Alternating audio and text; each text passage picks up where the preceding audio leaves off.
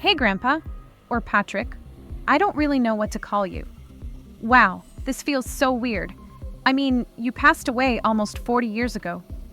But, as Mom told me, your goal was to live long enough to see the last sat mind, and to witness how the world would have magically transformed by that time.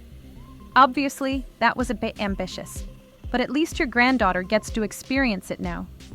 It's such a shame we never had the chance to meet, but I'm honestly kind of stoked that someone figured out how to send messages back and forth in time with this Nostra thing. I'm seriously trying my best to make my transmissions as accessible as possible for someone living 100 years ago. But sometimes it's hard to remember every concept and every technology you didn't know back then. So honestly, I love the idea of you reaching out to brilliant minds from your time to help fully grasp what I'm trying to share. How do we search for information? Well, not that long ago, you would have had to go to the library. What books were actually allowed to be printed?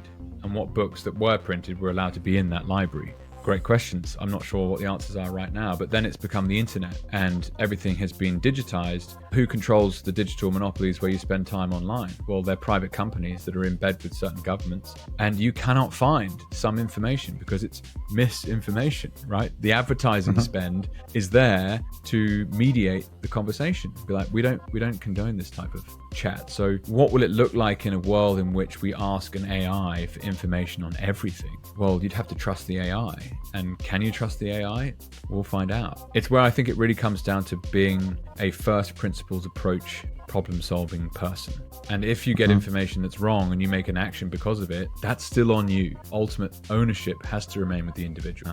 A weekday edition of the New York Times contains more information than the average person was likely to consume across a lifetime in the 17th century England. So one thing is like who owns the information? The other side is like how much information are you able to get inside your brain before you're sick. That quote is from the 80s. That was before the internet. I think that artificial intelligence especially could be something that might kill social media. You don't know what's true today, okay? But now every 12-year-old kid is able to pump out as much content as a whole media company. So I'm asking myself, what does it do to our society when that happens? And I think the only way to handle that is to have some sort of conscious process that leads more inwards than outwards. And I had my career, it kind of peaked, I maybe plateaued. This was as a business person. And then I found myself unemployed because of COVID. And I decided I was going to write about Bitcoin because that's something that I'd studied, had a lot of passion for. And I suddenly discovered this flow state, this passion and purpose at the same time. And the writing about Bitcoin wasn't just I was writing what I knew. I discovered through my writing things that I didn't know. And so it was this incredibly purposeful and rewarding time. It was doing something that was challenging but rewarding at the same time. And yes, there were other people who were enjoying it, and I found some satisfaction in hearing other people enjoy it, but it was personally rewarding, right? It was like I was happy with what I was doing. What I'm really excited, there were like huge inventions in all over history with the steam engine or stuff like that.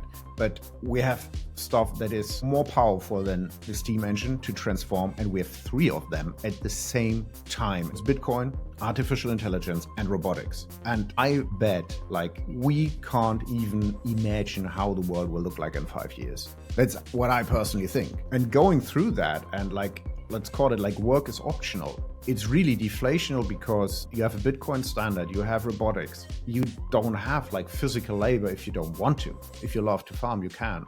But actually you don't, and there is no one pulling the energy out of the system. So actually everybody could choose if they want to work. I truly believe we won't have depression. I guess people would thrive like hell.